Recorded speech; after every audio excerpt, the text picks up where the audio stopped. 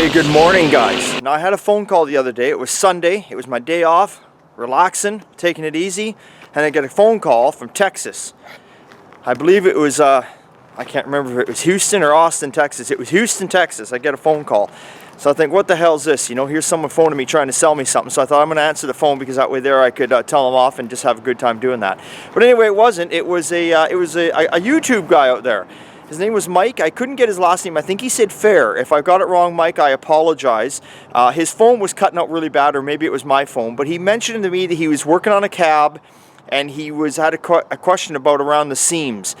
So I said, I'll try and do a short little video to explain how I would do it. Now, Mike, if you're out there watching, this is only how I would do it. It's not necessarily right. Somebody else might tell you I'd do it this way. Someone might say I'd do it that way.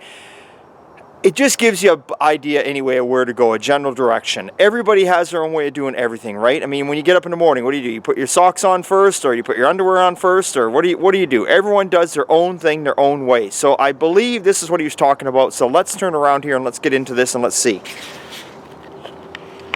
So here's an old pickup cab I got laying here. And we're going to use this as an example. Now, I knew he had said to me that around the drip rail molding, I believe he had said, now I don't know on his, there was a seam. Now I'm assuming he's talking about a seam like this. You can see that in this seam, you can see all the surface rust that happens. Typical situation. And he said he started peeling his back. I think you said you were peeling it back there, Mike. He asked me, what would you do? What I suggested was he's not taking it right off. He just wants to get in there because you get all the surface rust shit coming out of there. I suggested get in there with a wire wheel, a wire brush, get in there however you can, because again, he's not cutting it off. He said it's not rusted through, there's just the rust coming through. I said get in there, wire brush it the best you can, clean it all out. Okay, that is what I would do. Then, of course, if there's no rust holes or no welding to be done, I would get myself a good rust mort treatment or a POR 15, which he had mentioned. And yes, I would get in there with a brush and give it a couple nice light coats. Let it harden up, maybe give it a couple more nice coats.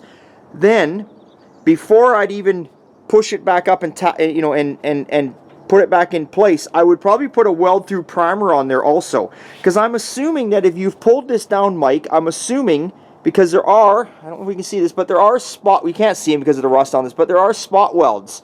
So I'm assuming you're going to weld it back on. So then I would I'd put my weld-through primer on there, and then I would put, I would do my welding there, spot weld it back up. Now the next question he's probably going to have is, he mentioned to me, he said, like, in between there, would you run something? You can run a thin bead of seam sealer. You could. Just like he was talking, I don't think this cab has got it, which it doesn't, never mind. Anyway, different topic, I would run a small thing of seam sealer along here. And then, of course, Dave would do, Dave and I would, afterwards, that would be at the end, then we'd do our paint work. It'd get painted right over top, so it's a paintable seam sealer. This is a good topic that he brought up. How do you get in behind there? Because obviously we can all see, look at the surface rust that comes out. It just comes out naturally. It's like just like this. He had mentioned to me about seams like this. He said, what would you do in there? Because obviously this is the roof, where this piece is on this piece, and if you go inside the cab, if we can see it, see how it's a lip? Now, no matter what you do, I don't care who you are, I don't care what you're doing, whether you're acid dipping it, whether you're blasting it, you're never going to get in between there because there's two pieces of metal put together. Rust is always there, people. It just is always there. It don't matter where you take your car, who does it, rust is always there, because unless they're splitting every seam apart like this and redoing it from front to back, it is just there. Again, the same thing. Do your blasting, or do your dipping, or do your wire wheel treatment, whatever you want. Get some good POR 15 treatment, put it in there. Again, even though there's no welding here, because you're not separating this, there'd be no welding, I would still put some sort of, maybe put like an acid etch primer or an epoxy sealer primer on there. Then I would run a small bead of seam sealer along here. So when you paint the vehicle, it looks nice. Now you're not going to fill this line in. You're not going to lose it by seam sealing it. You're going to tape it slightly on either edge, and you're just going to run a small thin bead of seam sealer and just wipe it lightly with your finger. So when you pull the tape away after, you still got that distinctive line in the cab. What that's going to do is it's going to stop more moisture from going in. Some people may say, well, you've trapped moisture in there. Well, there shouldn't be any moisture in there if you've blasted the cab out or cleaned it out and it's been sitting in a dry area. There should be absolutely no moisture. So there's no reason for anything to come out this way anymore. What you want to do is to stop the water from going in there, because when it rains and shit like that, or you wash your vehicle, it's going in there. And over time, you're going to get this again. You're going to get this bubbling and pitting. But no matter what you do, people, it's always going to be there. Unless you actually separate this roof and get in there, it's always going to be there. You know, let me get out of here. I guess at the end of the day, when we look at vehicles, we look at rust on a vehicle as cancer.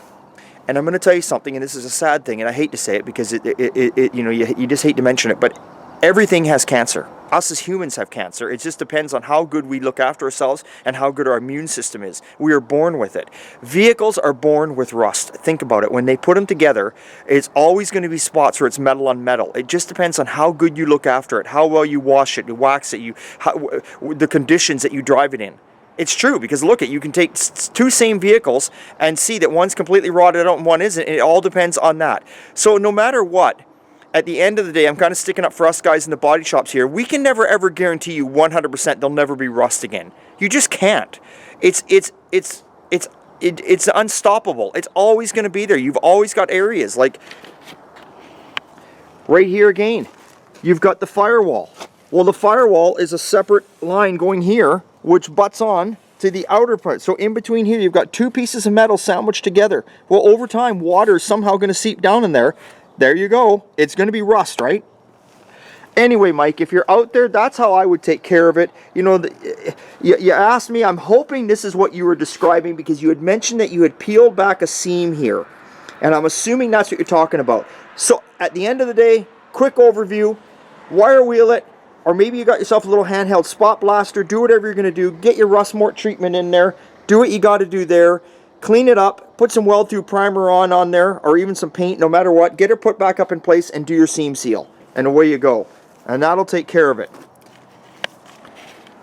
So hopefully that helps you out. Remember, it's always a good time at Old Time. And I tried my best to answer your questions. And everyone has their own way of doing it. So hopefully that's at least a good starting point for you. Okay. See you later.